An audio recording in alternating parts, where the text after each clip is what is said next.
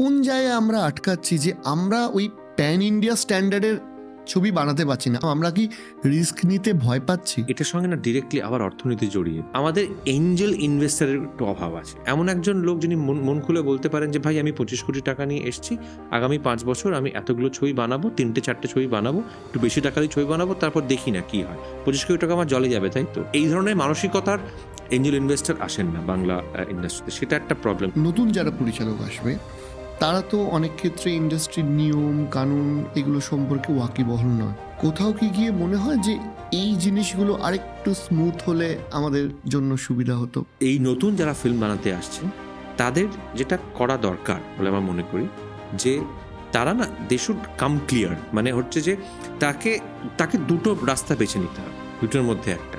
এটা হচ্ছে যে আমি এই ইন্ডাস্ট্রি সেট আপের মধ্যে থাকবই না।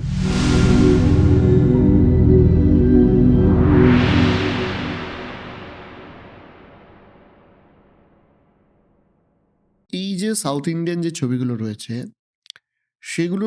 সেই ছবিগুলো কিন্তু যখন প্যান ইন্ডিয়া মুক্তি পাচ্ছে তখন ডাবিং করে হিন্দি ডাবড হয়ে বা ইংলিশে ডাবড হয়ে মুক্তি পাচ্ছে।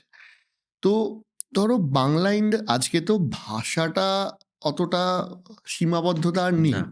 ইনফ্যাক্ট এই যে আমরা এখন পডকাস্ট করছি, আমার সাথে ইউটিউবের একটি টিমের কথা হচ্ছিল, হয়তো মাস কয়েকের মধ্যে এই পডকাস্টটাও যে কোনো ভাষার মানুষ যে কোনো ভাষায় হ্যাঁ, শুনতে তাই তো পাবে। দেখি আজকাল অনেক। আমি ইউএসএ তে লঞ্চ হয়ে গেছে আমার আমাদের। আরেকটা অবসেশন আছে, সেটা নিয়ে কথা বলতে গেলে তুমি বুঝতে পারবে। হ্যাঁ। মানে সেটার ভিডিও প্রচুর দেখি, সেই ভিডিও প্রচুর ইউটিউবে দেখতে গিয়ে আমি দেখি যে সেগুলো আমি দেখতে পাচ্ছি দেশি লোকেরা দের তৈরি করা ভিডিও, হ্যাঁ। কিন্তু অডিওটা ইংরেজিতে, আর ইংরেজিতে, এবং right. আমেরিকান ইংরেজিতে। সেটা একদমই একদমই আমি তো প্রথমে চমকে যেতাম যে এটা কি করে হলো, তারপর দেখলাম যে এটা হবে। আমাদের পডকাস্টটাও আজকে হয়তো কেউ একজন আফ্রিকাতে বসে আছেন, Correct, correct. তিনি তার ল্যাঙ্গুয়েজে শুনতে পারবেন। হ্যাঁ, এখন it's a language Agnostic world basic. তাহলে কোন জায়গায় আমরা আটকাচ্ছি যে আমরা ওই প্যান ইন্ডিয়া স্ট্যান্ডার্ডের ছবি বানাতে পারছি না? আমরা কি সেটাই জিজ্ঞাসা করলাম, আমরা কি রিস্ক নিতে ভয় পাচ্ছি?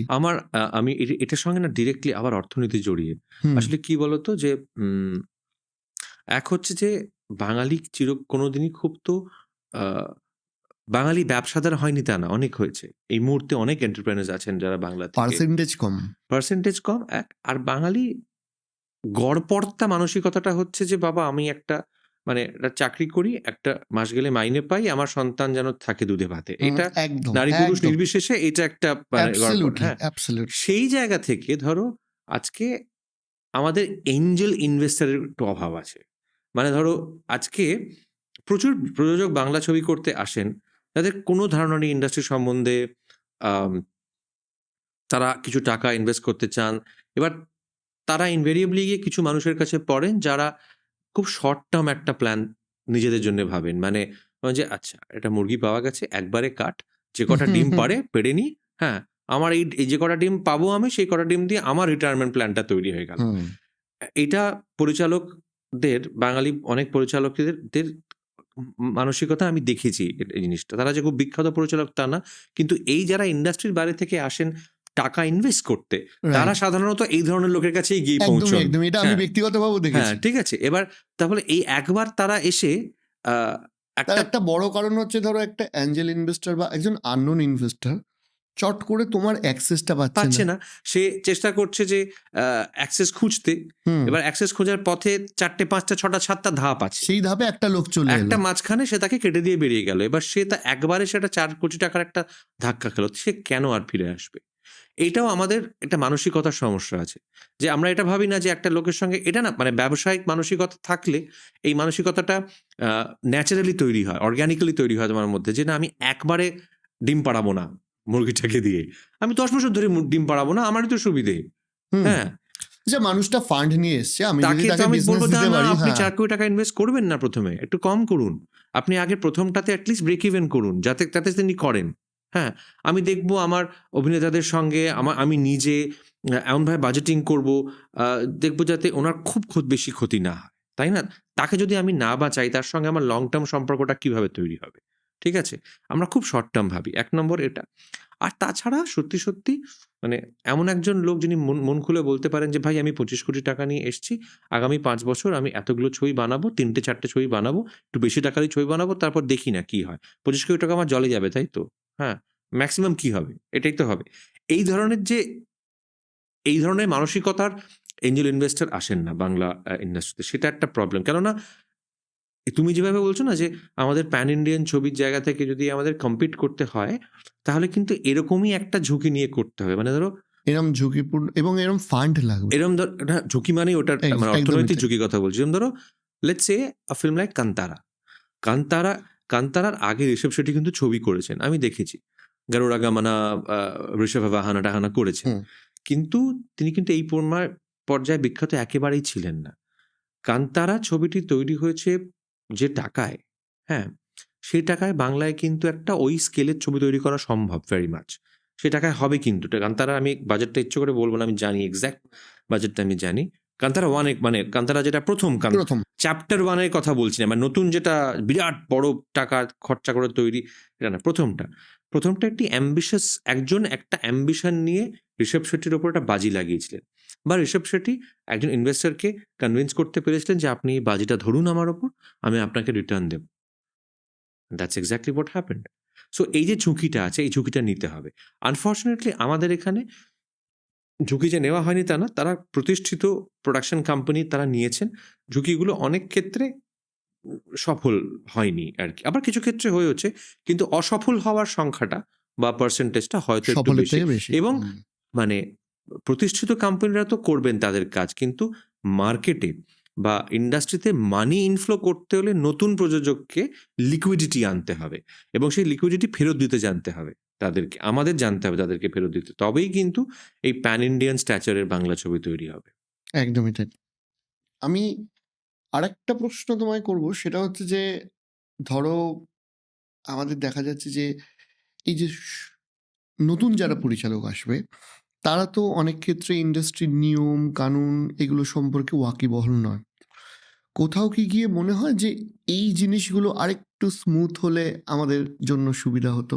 তুমি কোন দিকে যাওয়ার চেষ্টা করছো আমি বুঝতে পারছি। সেটা স্বাভাবিক যাওয়াটা। আমি উল্টো দিকে আছি বলে তোমার আরো যাওয়াটা স্বাভাবিক। আ কিন্তু আমি বলি সেটা হচ্ছে যে দেখো প্রত্যেক অঞ্চলের কিছু নিয়মকানুন থাকে। প্রত্যেক আ দিকের প্রত্যেক আ বিশেষ করে ভারতবর্ষের মতো একটা দেশের যেখানে প্রত্যেকটা অঞ্চলের নিজস্ব একটা সাংস্কৃতিক এবং রাজনৈতিক ইতিহাস আছে। হুম, হ্যাঁ? এবং মানে সাংস্কৃতিক ইতিহাসটা বা সামাজিক ইতিহাসটা সেই অঞ্চলের রাজনৈতিক ইতিহাস থেকেই আসে। ঠিক আছে?